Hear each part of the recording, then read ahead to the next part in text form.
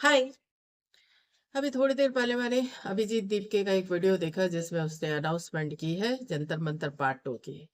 और इतना तो पता चल ही रहा था कि अब ये पॉसिबल नहीं होगा। क्योंकि लोगों को इनके असली चेहरे भी समझ में आ ही गए हैं कि नीट के छात्रों का आंदोलन बना करके इन्होंने जिस तरह की पिक्चर इस देश के लोगों को दी है, तो ये पॉसिबल नहीं है। अब गवर्नमेंट तो क्या ही एक्शन लेगी, देश की जनता ही रफा दफा कर देगी, ये पता है मुझे। लेकिन फिर भी मैं एक चीज जरूर बोलूंगी कि पार्टी चाहे भारतीय जनता पार्टी हो, चाहे केजरीवाल की हो, चाहे राहुल गांधी की हो, या कोई भी पार्टी हो, यू नो अगर राजनीति की तरफ जाना है तो हमेशा देश का नेता ऐसा होना चाहिए जिस पर आप बिलीव कर सकें। जैसे केजरीवाल थे, मुझे समझ में नहीं आया कि इनको सत्ता में लेके क्यों आए, क्यों इनको इतना भारी बहुमत दिया।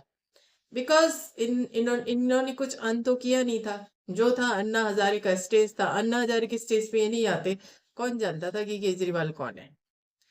दूसरी बात, उनके पास इंजीनियरिंग की डिग्री है और एक आईएएस ऑफिसर रैंक की डिग्री है। मैं तो खैर बता देती हूँ कि मैंने उस इंसान को कभी पसंद ही नहीं किया और इसीलिए ज्यादा जानने की कोशिश भी नहीं की। आई आई थिंक सो शायद आईआरएस की है या आईएएस रैंक की डिग्री है। तो उसमें भी ये क्या परफॉर्म कर पाए वो भी सबको पता ही है। लेकिन इस देश की जनता में एक बहुत बड़ी प्रॉब्लम यह है कि वो ना इन डिग्रियों का नाम सुन करके उन्हें लगता है कि ऐसा व्यक्ति देश के लिए बहुत कुछ करेगा, और वो भूल जाते हैं कि ये इतने बड़े बड़े डिग्री लेने वाले लोग भी कितने करप्ट होते हैं। जैसे मेडिकल लाइन में ही देखो, आज जितने हॉस्पिटल्स हैं, प्राइवेट हॉस्पिटल्स हैं, कितने बुरे तरीके से बिजनेसेस कर रहे हैं। मतलब लोगों की जिंदगी के साथ खेलने का काम कर रहे हैं। इसी तरीके से कितने आईएएस ऑफिसर हैं जिन्होंने अपनी सीट पर बैठकर कितना भ्रष्टाचार किया है। तो सिर्फ एक व्यक्ति के आगे एक डिग्री लग जाए और आप लोग उस पर बिलीव करना चालू कर देते हैं। ये सच बताऊं, मुझे लगता है कि देश के साथ ये गलत नहीं करते, बल्कि आपकी सोच गलत करती है। आप लोगों को पहले एक बार सोचना चाहिए कि ये कौन इंसान है, इसकी बैकग्राउंड क्या है, इसका सोचने का तरीका क्या है, इसका मकसद क्या है। मैं तो कभी भी किसी इंसान को बस वो आया स्टेज पर और शब्दों को घुमा फिरा कर अगर उसने बात करनी चालू की या अपनी बैकग्राउंड में कि मेरे पास डिग्री है, मैं कभी बिलीव नहीं करती। मैंने आज तक नहीं किया, क्योंकि एक इंसान का ना एप्लीकेशन ऑफ माइंड देखने की बहुत जरूरत होती है। और यकीन जानिए, देश को कामयाबी की तरफ केवल वही व्यक्ति लेके जा सकता है जिसके पास सत्य है, उसके पास करेज है, ऑनेस्टी है। अब आप, ठीक है, नरेंद्र मोदी जी की भी ऐसे बहुत सारे काम हैं जो आम आदमी नहीं समझ सकता। क्यों? क्योंकि ये देश जो है ना, विविधताओं से भरा हुआ देश है। और जहां जितनी ज्यादा विविधता है वहां पे उतने ज्यादा विवाद। इतनी विविधता आपको किसी और कंट्री में नहीं मिलेंगी। तो उसी सबको देख करके वो निर्णय लेते हैं। एंड यकीन जानिए, हर 10 साल में ना इंसान की सोच, उसके जीने का तरीका सब बदल जाता है। तो जो आज से पहले 10 साल के नरेंद्र मोदी थे, आज आप उनसे उम्मीद नहीं कर सकते। क्योंकि जिस तरीके का ये सारा इस जंतर मंतर के आंदोलन से हुआ और जिस तरह की गालियां उन्हें दी गई, मैं तो मानूंगी कि हिम्मत है। उसके बावजूद भी इस पूरे पीरियड में उन्होंने कोई एक्ट नहीं किया। मे बी के आगे चल के करें, लेकिन किया नहीं और इस सबको झेल गए। बहुत बड़ी हिम्मत थी। और ये बात ध्यान में रखनी चाहिए कि उनका अपना भी एक माइंडसेट है और इस देश में इतनी सारी विविधताएं भी हैं। आसान नहीं है। क्यों? क्योंकि मानसून सत्र में अभी बीजेपी तो जो बिल लेकर आ रही है, वो तो उस पर चर्चा करने के लिए तैयार है, लेकिन विपक्ष देखो कितनी बुरी तरीके से अड़ा हुआ है। देश में जनता जो है उनको सब कुछ अपने तरीके से चाहिए, और संसद के अंदर कानून लेकर के आए तो विपक्ष। आपको लगता है आप कभी नरेंद्र मोदी की जगह अपने आप को खड़े हो करके देखिए कि क्या आप लोग इतना सब फेस कर पाएंगे? ये हिम्मत है 75-76 ईयर्स की इस पर। मैं आज सच में उनसे ये लर्न कर रही हूँ, क्योंकि मुझ में इतनी हिम्मत वाकई में नहीं है। आम आदमी से ज्यादा बेटर मैं हूँ, लेकिन उनकी जितनी हिम्मत मुझ में भी नहीं है कि कोई इतना सब सुन के, मतलब जिस तरीके से वो आए थे फॉर 2-3 रील्स उन्होंने जब इंस्टाग्राम पे डाली थी, यकीन जानो मुझे ऐसे लग रहा था कि आज ये कितने वीक है, लेकिन फिर भी अपने आप को संभाल के रखा हुआ था। मैं तो बाय गॉड रो पड़ती, मेरे तो आंसू निकल जाते जिस तरीके का सीन हुआ है।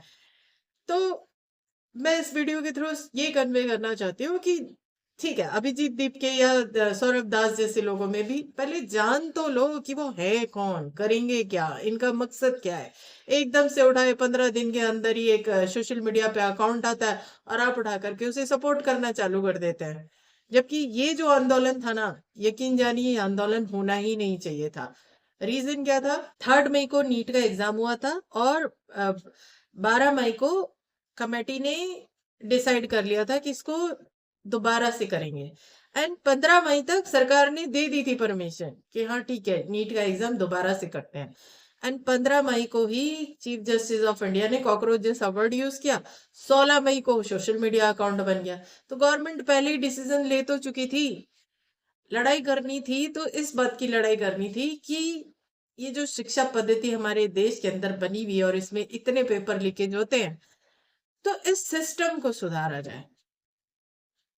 इसकी तो बात ही नहीं थी।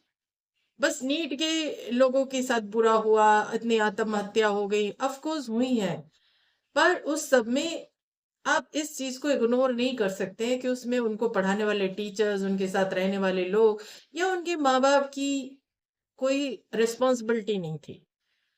चीजों को जब तक आप बैलेंस करना नहीं सीखेंगे ना, मतलब ही नहीं है। इस तरह के आंदोलन भी चलते रहेंगे और इस तरह की हरकतें भी चलती रहेंगी। और पता है, आप लोग ना एक सत्ता में बैठी पार्टी को डिस्टर्ब कर रहे होते हो।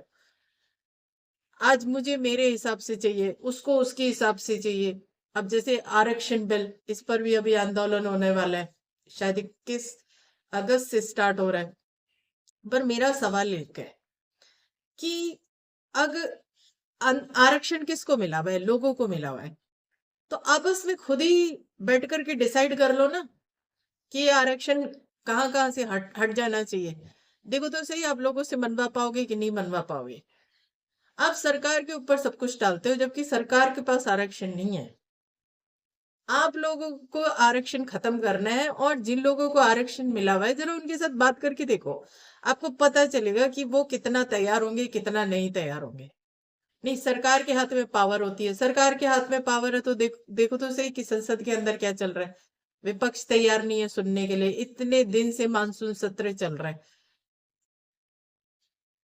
तो आपके लिए जो काम कर रहे हैं ना, आप उसी के लिए सारे रास्ते मुश्किल करके खड़े कर रहे हैं। खुद अपने उस पर जाके करो, देखो तो सही कितना कर पाओगे, कितना नहीं कर पाओगे। अगर इन सब चीजों को आप समझने के लिए तैयार नहीं है ना, तो यकीन जानिए इस देश का कुछ नहीं हो सकता। अगर एक बार इस देश की जनता, पूर्ण बहुमत की सरकार, किसी को भी ले आओ, मैं इससे मना नहीं करती। मैं कौन हूं जो मैं किसी को सजेस्ट करूं कि नहीं तुम राहुल गांधी की सरकार लाओ या तुम बीजेपी की सरकार लाओ। नहीं, अपने आप देखो कि इस वक्त कौन लोग ऐसे हैं जो सरकार में बैठ कर के इस देश को सही तरीके से चला सकते हैं। एक बार पूर्ण बहुमत की सरकार लेकर के आ जाओ और जितने मुद्दे हैं सारे सॉर्ट आउट करो। मुझे नहीं लगता कि इंडिया के अंदर आज भी इतनी कमी है कि 10 साल के अंदर हम विकसित देश में कन्वर्ट ना हो पाए। मैं नहीं मानती। मुझे ऐसे लगता है कि ये वो वाली सिचुएशन है, पहले हम गड्ढा खोदेंगे फिर हम उसमें गिरेंगे, अब तुम उसमें से हमें निकालो। मतलब वोट दे करके पूर्ण बहुमत की सरकार भी नहीं लेकर के आएंगे, फिर वहां पे विपक्ष उनके अगेंस्ट खड़ा होगा और इधर जनता में हर किसी को अपने मकसद साधने हैं। तो यकीन जानो, मुझे नहीं लगता कि कोई ईश्वर भी तुम्हारा कुछ कर सकता है। फिर एक ही सोल्यूशन है कि भगवान कृष्ण जैसे व्यक्तित्व को दोबारा से इस अर्थ पर ले आओ। अपने सुदर्शन चक्र से सूर्य को छुपाने की ताकत रखते हो, है ना? तो वो ऐसे किसी व्यक्तित्व को, ऐसे ईश्वर को ले आओ। व्यक्तित्व तो खैर कोई क्या कर पाएगा, तभी तुम्हारी प्रॉब्लम का सोल्यूशन है, अदरवाइज नहीं। तो अभी के लिए इतना ही। Thank you so much.